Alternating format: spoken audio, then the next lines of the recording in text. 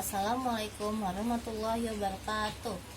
Hadirin yang terhormat, puji syukur kita panjatkan kepada Allah Subhanahu wa Ta'ala, Tuhan semesta alam, yang senantiasa memberikan rahmat dan karunia-Nya kepada kita.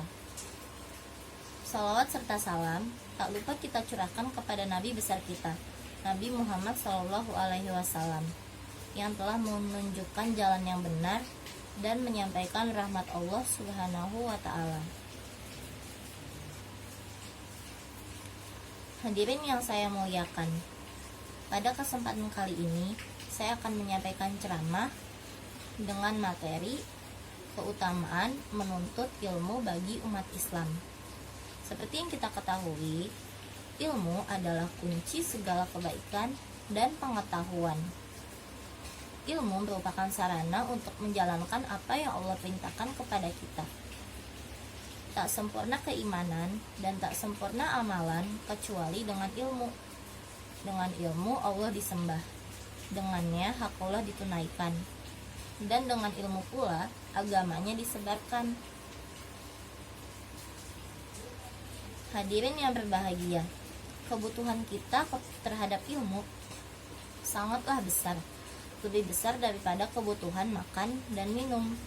Kita lebih membutuhkan ilmu daripada makanan dan minuman, sebab keberlangsungan agama dan dunia bergantung pada ilmu. Sebagian di antara kita mungkin menganggap ilmu tidak terlalu penting dan menuntut ilmu hukumnya sunnah. Padahal terdapat beberapa kondisi di mana menuntut ilmu hukumnya wajib, sehingga berdosalah setiap orang yang meninggalkannya. Nabi Muhammad SAW bersabda, "Tolabul ilmi faridotun ala kulli muslimin", yang artinya menuntut ilmu itu wajib atas setiap muslim. Hadirin yang saya hormati, terdapat beberapa dalil Allah Subhanahu wa Ta'ala dan sunnah Rasulnya mengenai keutamaan ilmu dan pemilik ilmu. Beberapa di antaranya adalah: yang pertama, memudahkan seseorang mendapatkan surga. Menuntut ilmu memudahkan jalan kita menuju surganya. Yang kedua, ilmu sebagai amal jariyah. Ilmu yang bermanfaat adalah ilmu yang diajarkan kepada orang lain dan orang lain tersebut memanfaatkannya untuk kemaslahatan hidup, baik secara individu maupun bersama. Selama ilmu yang diajarkan itu dimanfaatkan oleh orang lain, selama itu pula pahalanya mengalir kepada yang mengajarkannya di akhirat dan menjadi amal jariyah. Yang ketiga, akan ditinggikan derajatnya oleh Allah Subhanahu wa Ta'ala. Orang yang berilmu niscaya akan Allah tinggikan derajatnya. Keempat, orang yang berilmu adalah orang yang paling takut kepada Allah Subhanahu wa Ta'ala, karena orang yang berilmu lebih paham bagaimana kehidupan diciptakan dan kekuasaan Allah Subhanahu wa Ta'ala. Mereka juga takut melakukan hal-hal maksiat karena mereka tahu akibatnya. Yang terakhir, orang yang berilmu diberi kehidupan dunia dan akhirat oleh Allah Subhanahu wa Ta'ala. Hadirin yang terhormat, dalam Islam diajarkan pula adab-adab dalam menuntut ilmu, agar ilmu yang kita terima dapat menjadi berkah dalam kehidupan. Berikut ini beberapa adab dalam menuntut ilmu.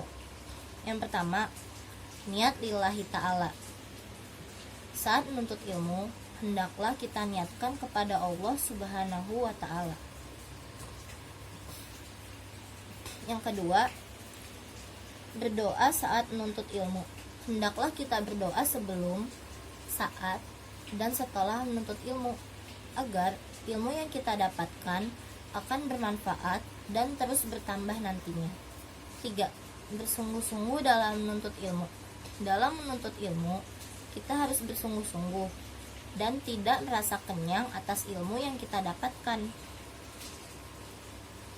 seperti sabda Rasulullah Shallallahu Alaihi Wasallam yang artinya, dua orang yang rakus yang tidak pernah kenyang, yaitu orang yang rakus terhadap ilmu dan tidak pernah kenyang dengannya, dan orang yang rakus terhadap dunia dan tidak pernah kenyang dengannya.